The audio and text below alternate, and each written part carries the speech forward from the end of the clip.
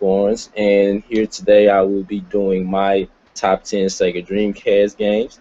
And before I get into it, I will say this is my personal top 10 favorite. If you want a generic top 10 that you can see anywhere else, go somewhere else, this is my personal favorite. So this way, it'll give you a little bit more insight to what I'm about. So, with that being said, let's jump right into the countdown. With number 10, I have Sonic Adventure 2. Now, for most people, the first Sonic Adventure on Dreamcast would probably be the one they say only because of the very first stage where you can chased by a killer whale and things of that nature. But for me, the fact that they implemented more characters to play with in Sonic Adventure 2 is really what set this apart for me over the first one. Now there was the same still typical camera issues and things of that nature, but the addition of Shadow, who to me is a personal favorite, I like that, and the fact that you can do the hero and the dark storylines. The heroes are Sonic, Tails, and Knuckles, and then the darkest Shadow, Eggman, and the new addition Rouge the Bat, and pretty much you're on a quest to collect the 7 Chaos Emeralds. The Knuckles and Rouge, they're probably the least favorite to me, but I do like the Sonic and Shadows missions because they kind of made you feel like you are playing that old school Sonic on Sega for the first time. Besides the story mode, you have the Child Gardens, you can raise your child, and you have the typical competitive racing stages and things like that. The voice acting wasn't bad, but it's a Sonic game, so nobody really cares about the voice acting. But to me, the ending of this game is actually pretty good and quite shocking. I'm not going to give it away because I don't want to spoil it for you, but yeah, for me, number 10 will be Sonic Adventure 2. Now, number 9 will be another sequel, which will be Ready to Rumble 2. And in the words of the illustrious Mr. Buffer, let's get ready to rumble. He made so much money off that, by the way. But yeah, I mean, who can forget the feeling of picking Afro Thunder for the first time? And the first Ready to Rumble show, how good the graphs can be, just like with Sonic Adventure. But at the same time, the different training regimens and the championship mode was beyond fun. They do get a little repetitive after a while, but they was still fun to play. Gameplay wise, it was pretty much the same, but there are like a lot of minor tweaks that I like. Pretty much like the ability to parry attacks, which is crucial, especially when you're playing a boxing game. But the most noticeable one for me and pretty much everybody would be the fact that you can charge up your rumble meter. For those who don't know, the rumble meter and the first one is pretty much, you charge it up, the more hits you do, you'll spell out rumble.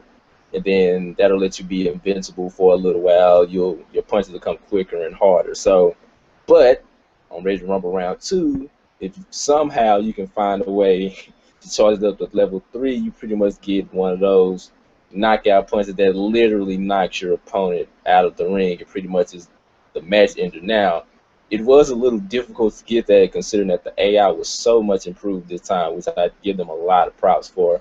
And even if you're playing against one of your friends, by the time you do get it, the fight is pretty much about to be over anyway, so it's kind of useless. But that was a great addition to the Ready to Rumble franchise. And I mean, hey, how can you not like playing with Michael Jackson and Shaquille O'Neal? So any game that can give me that with the ability to box with Shaq, even though it's kind of cheating considering he's 7 foot and like a buku amount of pounds, and the late great Michael Jackson, my hat's off to you.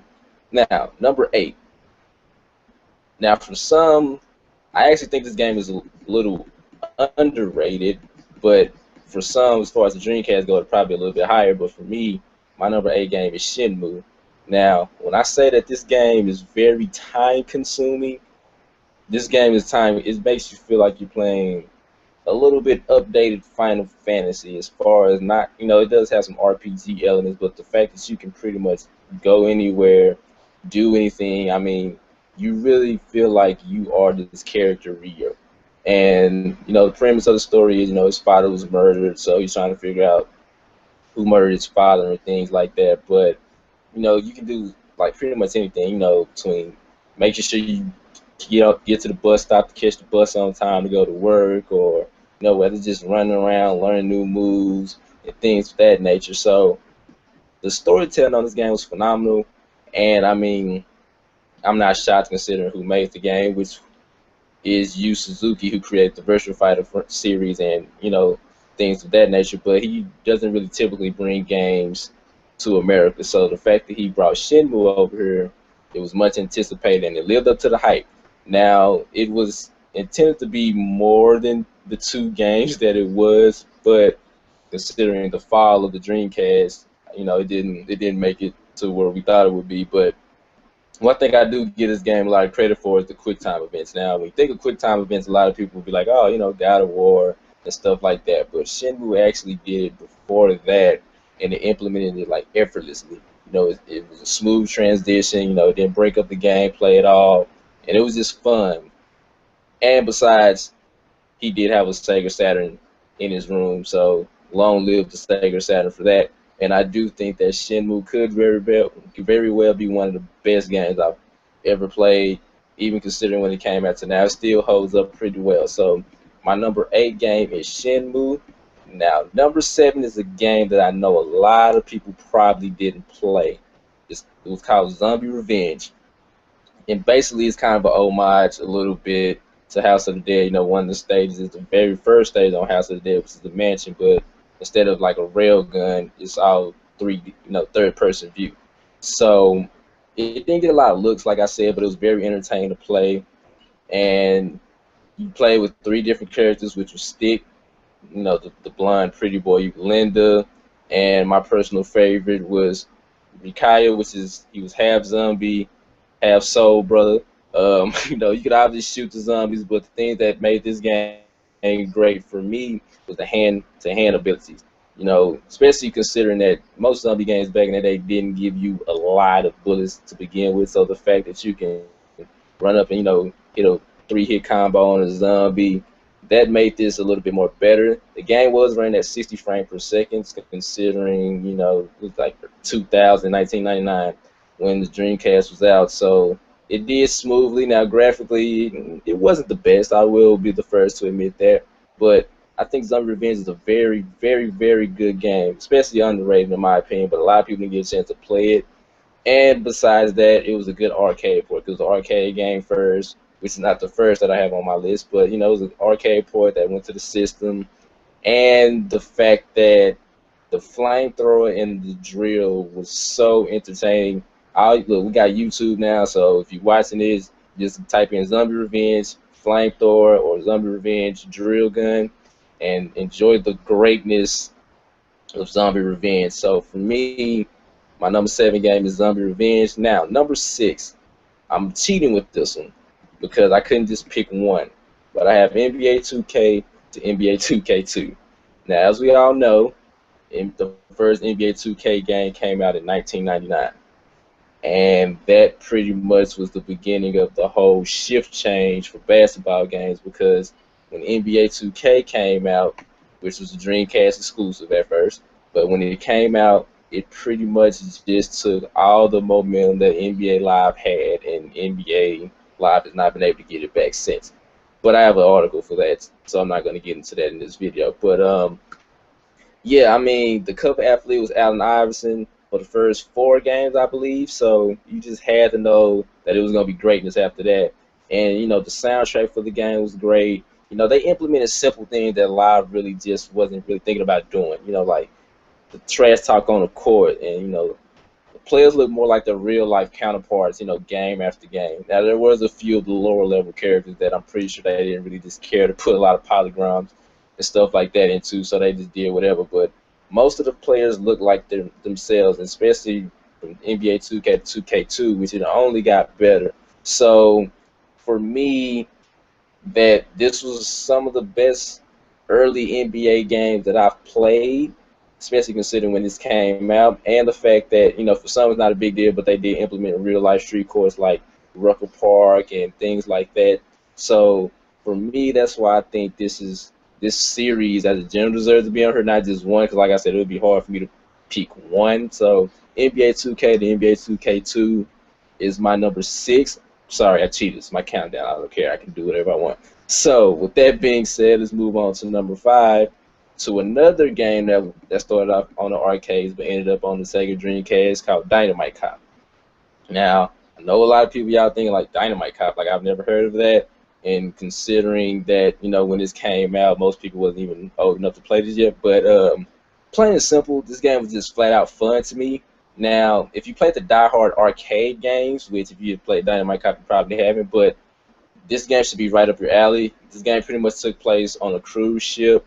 The Titanic would be proud of that because there was a lot of bad things going on in this cruise ship. But you play as one of three characters, just as in Zombie Revenge, Gene, Eddie, or Bruno. I mean, the missions were pretty much the same, and there wasn't a lot of variety. And at times they did get a little generic and things like that. But they did give you different ways to attack, as sea, air, or just flat out going through the building or whatever. So that, it did add a little bit of variety to it, but to me, the thing that set this game apart was all the action that took place, because you can pretty much use any and everything as a weapon between, urinals, umbrellas. You can even use your opponents. You can, pick them up and, hit their friends, with themselves, like anything like that in a vacuum. I mean, you literally could use anything, including the kitchen sink. So the kitchen sink wasn't, secret, nothing like that. If you can find one, you can beat people up with it.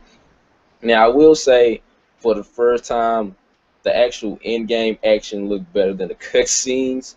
But, between the variety of the main characters and the enemies and things like that, you can kind of look past that. But I did think this game was extremely short, which kind of turned me off of it because, since it was an arcade port, they pretty much just took the arcade game and put it on the home consoles and didn't think to add any more to it. I think I probably only took about 20 minutes. I beat this game in like 20, 25 minutes. It doesn't really take that long to beat, but I did enjoy it. And this game is extremely hard and rare to find. So if you do have a Dreamcast somewhere, somehow, and you do want to find something to play, I will suggest you pick up Dynamite Cop. But you can probably beat this game on your lunch break. Like I said, it's extremely short. It's shorter than Milli Vanilli's music career. This game is just short, but you will enjoy it. Now, which takes me to my number 4 game, and this was kind of hard to put. I was having difficulty figuring out, do I want to put this number 4 or do I want to put this higher? But my number 4 is Capcom versus SNK 2. Now, for me, besides what I have ahead of that, but this was still one of the best fighting games I've ever played. You have Capcom, who's famous for Street Fighter and other games, and you have SNK, who's famous for the King of Fighters series, which I think is a very underrated fighting series. But they're going head to head, and to say that this game was implemented perfectly would be an understatement. Now, I will say this game was for the hardcore fighting enthusiasts out there, because considering that a lot of people didn't really just play King of Fighters as much as Street Fighter, which is understandable. But at the same time, King of Fighters has so many great characters, even though there's a lot of similarities between Capcom and SNK players. But the matchups on this game was like matchups you never thought you'd be able to see. Ken and Ryu going against Ori and Kaio, Geese and Rugal going up against Bison and Akuma. That never got old. Now, I will say the thing that really pissed me off is at the end, if you don't lose a round, you think you're finna fight Geese or regular Rugal, and then either Cyber Akuma or you will see Evil Rugal just come up and throw Geese off a roof, and you got to fight Evil Rugal, who's probably one of the hardest boss fights I've ever had, especially in the fighting game. So if you don't believe me, like I said, we have YouTube. So just type in Evil Rugal Capcom versus SNK 2 on Dreamcast, and you'll be like, oh, okay, I see what you're saying. So you might want to lose a round, because if you don't lose a round, that's who you fight. But anyway, yeah, let me get back to it. They did let you play with 2 different fighting styles, either Capcom groove or the SNK groove. The Capcom was more of the traditional, the longer you fight, the more hits, and then you can charge up your special. But the SNK groove, which is my personal favorite, you can charge up your power, your bars, as long as you want to. As long as you don't get hit. But it's unlimited charging to it, so you don't really have to do too much, except when you charge, you left open. So you can get popped the hill with a super move by the time you get it charged up. But this game pretty much caters to anyone's playing style. Now, like I said, as great as this game is, the number 3 is the fighting game that I think is a little bit better, which is Marvel vs. Capcom 2. Yes, I know it's number three. A lot of people would say number one, but for me, Marvel vs. Capcom 2 is number three, is because I don't even know where to begin. Because Marvel vs. Capcom 1, it was cool. It didn't really have that many characters on it, and that was one of the major complaints about Marvel vs. Capcom 1. So when Marvel vs. Capcom 2 came out, I think it had over 50 something characters. It was different variation of the same character, but you can see the difference. A lot of the characters, you had like 2 or 3 different Wolverines, but all of them was different. One was super quick, one had shorter claws, but he was a little bit stronger. So even though it was some of the same characters, the fighting styles were so different that you wouldn't even notice it. And so, like I said, I remember countless times where I would just leave my Dreamcast on overnight so I can get some points, so I can, be able to buy different characters, which was kind of cheating at the time. But hey, you gotta do what you gotta do. And then the utter disappointment I feel when I finally look at how many points I gained for leaving my Dreamcast on overnight, and I barely had enough to get one generic, character or costume. So, but all in all, the fighting was great. The combos. This game was very deep as a fighting game. It's Capcom versus SNK2. It was more the traditional fighting game. But this one, you had the air combos. You had the tag moves, which isn't unseen considering how many versus games was out. From PlayStation 1 on to Dreamcast. But at the same time, they took it a little bit further. And graphically, this game was great. I still remember the soundtrack. I still remember every time I used to turn the game on to go to the player screen, the lady used to be like, "I want to take you for a ride." Like, I can't get that out of my head. And I'm pretty sure everybody who's spent countless time and countless hours playing Marvel vs. Capcom 2 feel the exact same way. Just randomly, you'll just be like, "I want to take you for a ride." So, yeah, I'm pretty sure everybody knows where I'm coming from with that. Yeah, so for me, number three is Marvel vs. Capcom 2. I'm sorry for everybody who feel like it should have been higher, but if that's the case, just let me know what you think about that. Now, number two, I'm cheating once again. I have the NFL 2K to NFL 2K2, which pretty much the same as basketball. This was a Dreamcast exclusive. Excuse me. There was no Madden, on Dreamcast, which is kind of a good thing. And with that being said, there was NFL games, but it was like Blitz and stuff like that, which wasn't. And you had Quarterback Club, but nobody really cared about Quarterback Club in the 2000s. But anyway, with that being said, the presentation on the NFL 2K games, which is still glorified to this day, and rightfully so. And you had Randy Moss on the cover, which once again you should have known it was gonna be greatness with Randy Moss on the cover back in his heyday. But like I said, the level of presentation and the commentary by Peter O'Keefe was phenomenal and way better than Madden in my opinion at that time. But I mean, the game just delivered, and a lot of props goes to 2K for their football games. As we know, I just want to just touch on this real quick. EA wouldn't have bought out the Madden license, the NFL license, then we could still have NFL 2K football games to this day, because to me, NFL 2K5 is still one of the best football games. But, like I said, as far as Dreamcast goes, NFL 2K and NFL 2K2 was phenomenal. Some of the best, the funnest football games you will ever play. Now, with that being said, there is games that, didn't make the list. So before I unveil my number one, let me go to my honorable mentions. One is House of the Dead 2, Blue Stinger, which was kind of a Resident Evil type game, stuff like that. Hydro Thunder, San Francisco Rush 2049, and Soul Calibur. Now, it was hard for me to not put Soul Calibur on my top 10 list, but it barely missed it. But yeah, Soul Calibur was definitely a fun game to play on Dreamcast, and I give a lot of props to that. Now, with that being said, my number one, and this game should be on any Dreamcast countdown, is Power Stone 2. Yes, number 2. So it sucks because this franchise was pretty much made for the Dreamcast, and then we won't ever get any more Power Stone game. We need to start a Kickstarter campaign for that. But the reason why it's my number one is because this game implemented multiplayer so greatly, and it's a shame that so many other fighting games can't do it like this.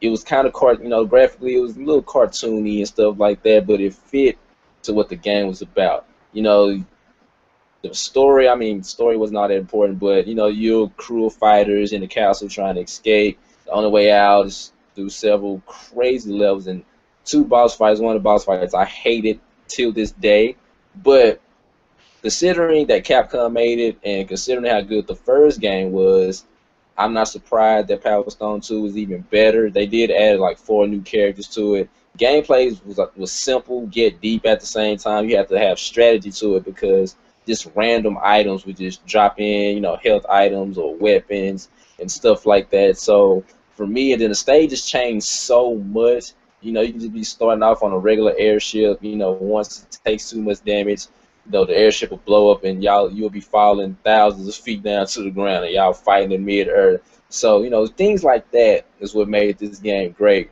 And obviously the main thing of Power Stone was to collect the 3 Power Stones to turn into like super powered alter ego. Falcon was my favorite, and I can't remember the Indian dude name, but he kind of had like a Goku type spirit bomb where you just charge it up and just throw it at you. And so I just remember countless sleepless nights once again staying up playing this game with 3 of my friends. You know, sleep wasn't an option. Now this game was so great that I remember I stupidly let somebody borrow this game. He said he'll bring it back the next day. And I didn't see this game for like 3 weeks. And then next thing you know, when I went to go get it, all these friends that I didn't even know play games like that. They were like, "Oh man, Power Stone is off the chain." And then when I came back and got it, they was mad, but I didn't care. It was my game. But that just shows me how great Power Stone 2 was. And like I said, it kind of sad that we won't see another one, only because you know when it came out, the Dreamcast was on its tail end, considering PlayStation 2 came out. But like I said, we need to get a Kickstarter campaign started for a new Power Stone game. Capcom, if you're listening, if you're watching, y'all need to do something with that. Stop making all these Resident Evil remakes and make another Power Stone game. That's just me. But yeah, I wanted to thank y'all for tuning in and watching this. You'll be able to find this on thescoopzone.com. You know, follow The Scoop on Twitter at @TweetTheScoop. Subscribe to the YouTube channel at The Scoop. Subscribe to the Google Plus that you're watching this on right now. Like I said, this will be up shortly, along with the article to go along with it.